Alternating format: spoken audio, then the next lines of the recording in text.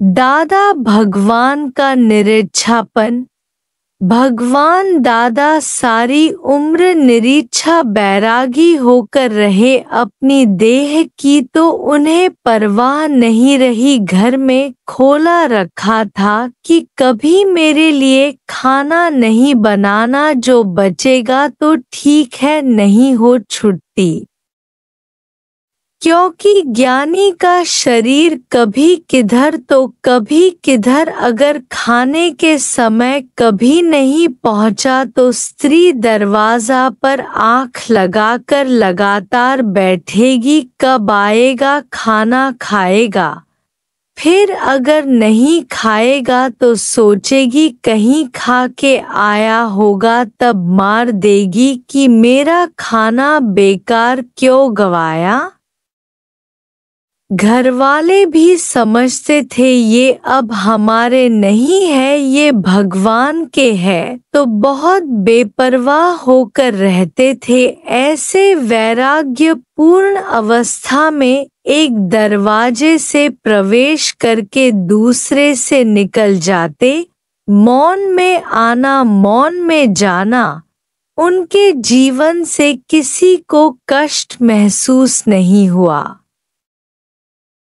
घर में चारों बेटों को कमरे देकर खुद बाहर गैलरी में छोटा सा पलंग डालकर सोते थे। वर्षा ऋतु में रेन कोट डालकर या प्लास्टिक डालकर सो जाते थे, जो सुबह उठकर चले जाए तो किसी को तकलीफ ना होती। धरती पर मानो हवा जैसा हल्का होकर रहे। शरीर का सुख लेना मानो उनमें नाममात्र नहीं था। शर्ट का कॉलर फट जाता तो उसको उल्टा करा के काम चलाते थे। वह 1 टका भी उनका अपना खर्चा नहीं था। कितनी बार उनकी पॉकेट में पैसे नहीं होते, कभी कभी उनके घरवाले देखते किराए के लिए भी पैसे नहीं है तो थोड़े से पैसे जेब में डाल देते। भगवान खुद बिन कौड़ी बादशाह हो गए। धन जो मानव जीवन में महत्वपूर्ण स्थान रखते हैं, वह धन भगवान के लिए तुच्छ रहा। Money is useless. उन्होंने हमें प्रैक्टिकल दिखाया। अपना तन मन धन निष्काम में लुटा दिया। घर वालों का विरोध होते हुए भी उनका यज्ञ चालू रहा। कभी कभी पत्नी कहती बच्चे व्यापार में होशियार नहीं है, उनको सलाह दो, तो भगवान दादा कहते थे मैं जीते जी मरकर देखता हूँ कि मेरे बाद ये कैसे चलेगे। जीते जी गृहस्थ में रहकर अपना मौत किया, जो आप हम लोगों को भी यही सिखाया।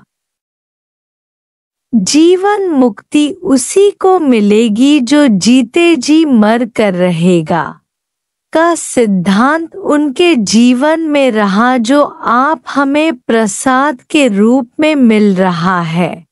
दादा के भाई जो विधुर थे, भगवान दादा के परिवार में ससुर का पार्ट अदा करते थे। भगवान दादा घर में कुछ बनकर नहीं रहते थे। भगवान दादा का घर में होना ना होना एक जैसा था। खुद ही को मिटाकर खुदा हो गए।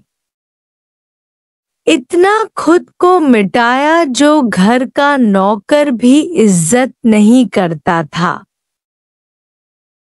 कभी दादा भगवान कहते थे कि सत्संगी आए हैं, कुछ सामान ले आओ, तो नौकर तीखा कड़वा कटु उत्तर देता कि बहू का काम करना है, बच्चे को घुमाना है। दादा भगवान इतना कठोर अपमान सहकर भी कभी अपना मौन भंग नहीं करते थे। जीते जी अपने को फना कर दिया था, लेकिन अपने प्रेमियों को प्रेम से भर देते थे। भगवान दादा अपनी स्त्री से इतने विरक्त होकर रहते थे मानो उनको एक शब्द का भी व्यवहार नहीं था। वह इतना ही कभी दो चाहती थी कि दादा भगवान मेरे से पूछे कि तेरी तबीयत कैसी है, तू कैसी है, तो मैं खाना खा सकूंगी, नहीं तो खाना भी 4 दिन नहीं खाती थी। पर दादा भगवान ने अपनी सच की मस्ती में एक शब्द भी घर वालों से बोलना अज्ञान जान लिया। जैसे पराई स्त्री से कोई व्यवहार नहीं रखता है, ऐसा अपना कौन, पराया कौन। सचमुच ऐसा ही करके दिखाया है। उस समय दादा भगवान की भी अडोलता का पूरा आभास होता है। कई भक्त कहते थे भगवान आपको माया लिपाए मान नहीं करती, आप स्त्री से 2 मिनट बात करोगे तो वो खुश हो जाएगी। भगवान दादा कहते थे हमें तो कुछ नहीं होगा, पर उसका पुराना मोह फिर से जाग जाएगा और मोह में शांति कदाचित प्राप्त नहीं होगी। अगर कभी वो स्त्री भगवान और दूसरे भक्तों के साथ चलती थी कि मैं भी आपसे बगीचे में सत्संग सुनूंगी, वो भगवान रास्ते में उनसे पूछते थे कि ज्ञान तुम्हें अगर समझना है तो इस लोक का अर्थ सुना, सुख दुख समझकर जानो और मान अपमान, तो वह पूरा बताना पाती थी, क्योंकि उसके भीतर ज्ञान की प्यास इतनी थी नहीं। वह चलती थी मोह में। फिर से उसे इस बात का महामारी दुख होता था कि भगवान दादा ने भक्तों के सामने अपमान किया है और घर में आकर खून के बहाती पर इस पर भगवान दादा वज्र कठोर समान दिल बनकर उसी ब्रह्म की सत्ता को सत्य जानते उनको उसका रोना फफकना चिल्लाना सब स्वप्न लगता था। कभी वह बात करने की कोशिश करती तो ज्ञान उसके भीतर था, नहीं तो बहू या बेटे नौकर की बात करती थी। पर भगवान दादा कहते थे करतूत पशु की मनुष्य की जान लोग पचारा करे दिन रात। वह बहुत दुखी होकर शांत बैठ जाती थी।